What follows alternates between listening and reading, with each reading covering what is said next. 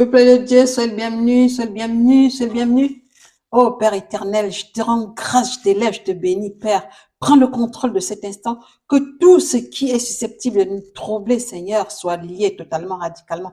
Que tout esprit de perturbation, de distraction, Père, soit mis sous tes pieds et que nous regardons à toi. Éclaire nos intelligences, Seigneur, que nous comprenions à travers ce passage de l'Évangile que tu me donnes de transmettre à ton peuple aujourd'hui, Seigneur, que nous devons faire de toi notre focus, quoi qu'il advienne, quoi qu'il en soit.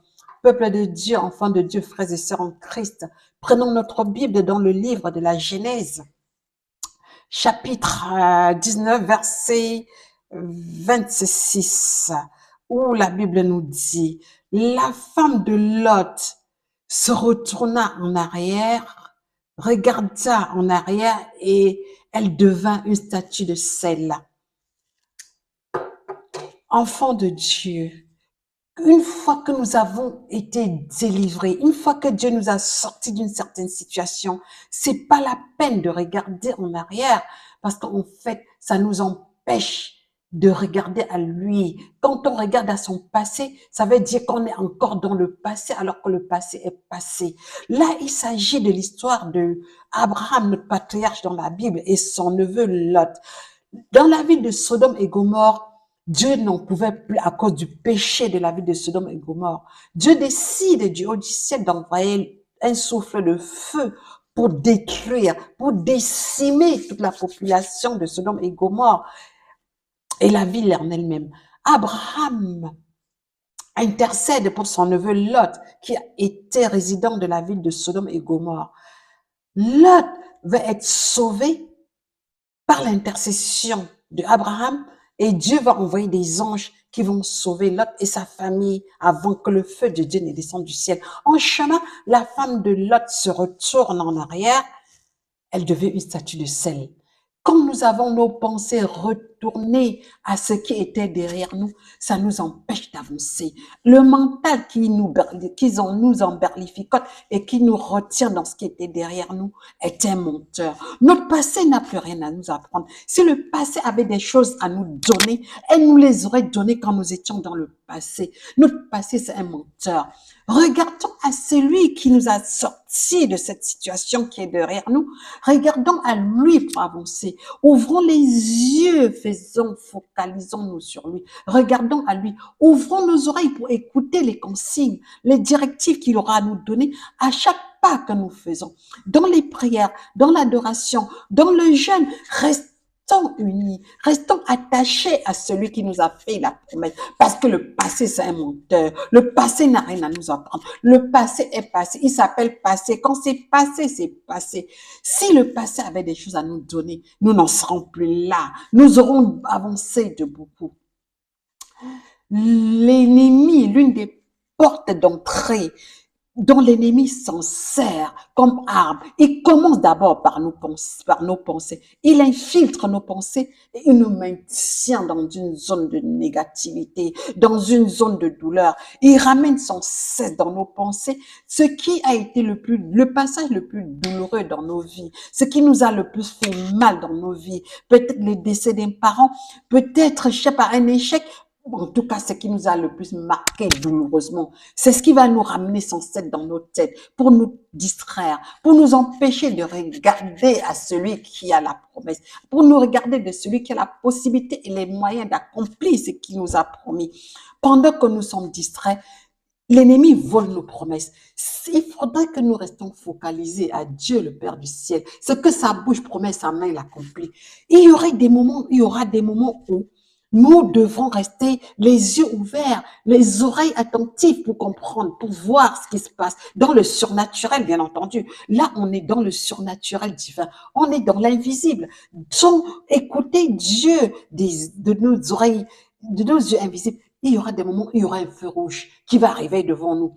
Si nous ne sommes pas attentifs et nous ne suivons pas les consignes, nous allons rentrer, le feu est rouge, nous allons foncer, boum, nous allons rentrer dedans. Parce que nous n'avons pas été attentifs, parce que nous n'avons pas suivi, parce que nous avons été distraits par l'ennemi. Pendant ce temps, dès que nos bénédictions arrivent et que nous sommes distraits, il les récupère, il les vole.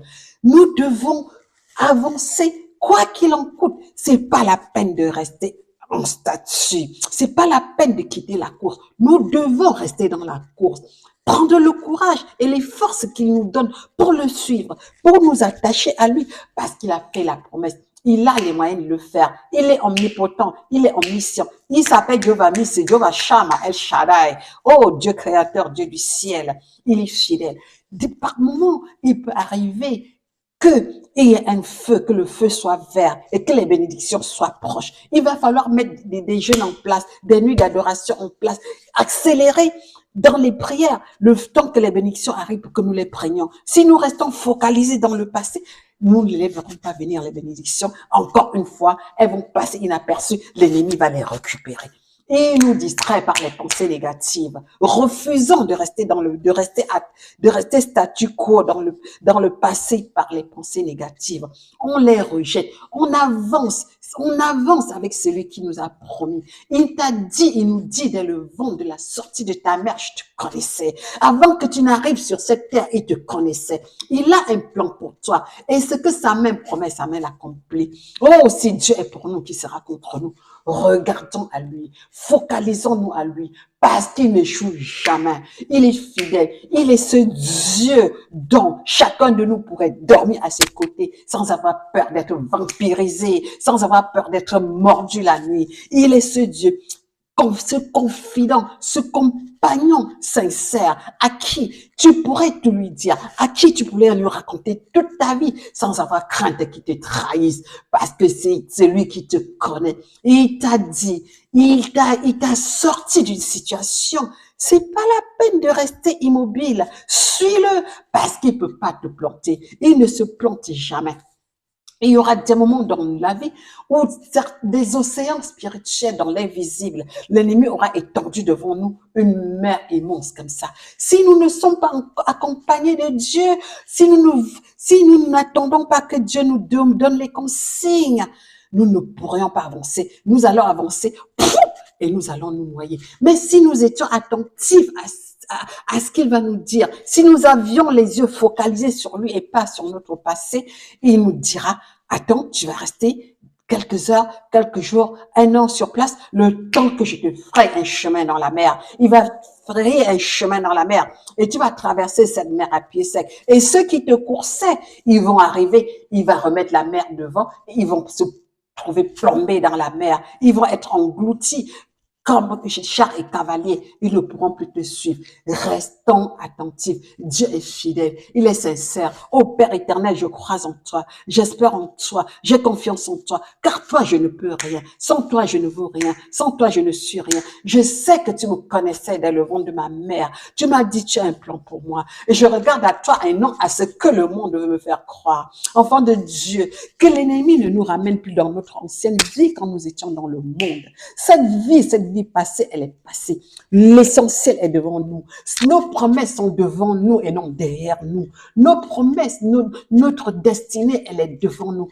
Il faut avancer. Il faut s'accrocher au pain, à la tunique sainte de notre Dieu. Il nous y conduira à bon port. Il a les moyens. Il connaît le meilleur chemin. Il a la meilleure stratégie. C'est ce Dieu qui nous a tant aimés. Toutes les ordonnances qui nous condamnaient, tous les ordonnances et les actes rédigés contre nous, il les a cloués sur le bois de la croix à Golgotha. Et quand il t'a sorti de ton passé, tout ce qui te condamnait est resté dans le passé. Donc quand tu te retournes dans le passé, c'est à la limite comme si tu retournais dans ton vomi.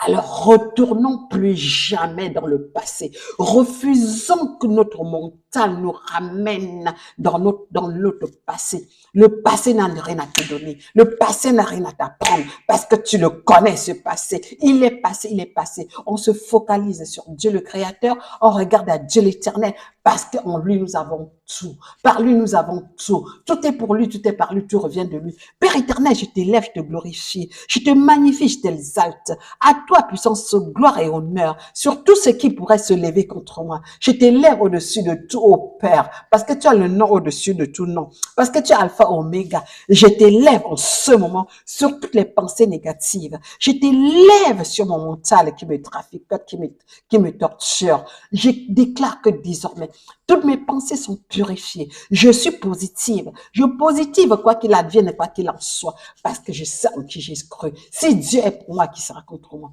Je te loue, je te bénis, je te glorifie. Dieu Tout-Puissant, veille sur ton peuple.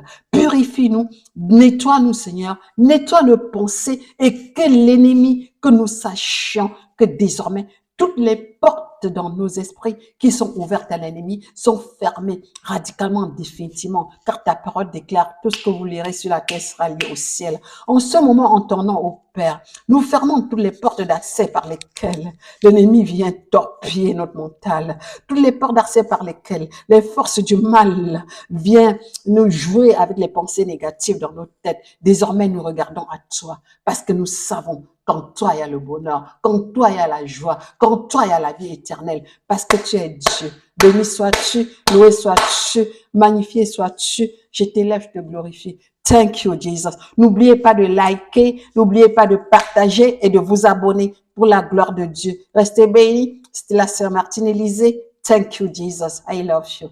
Thank you. Thank you. Restez bénis dans le nom de Jésus.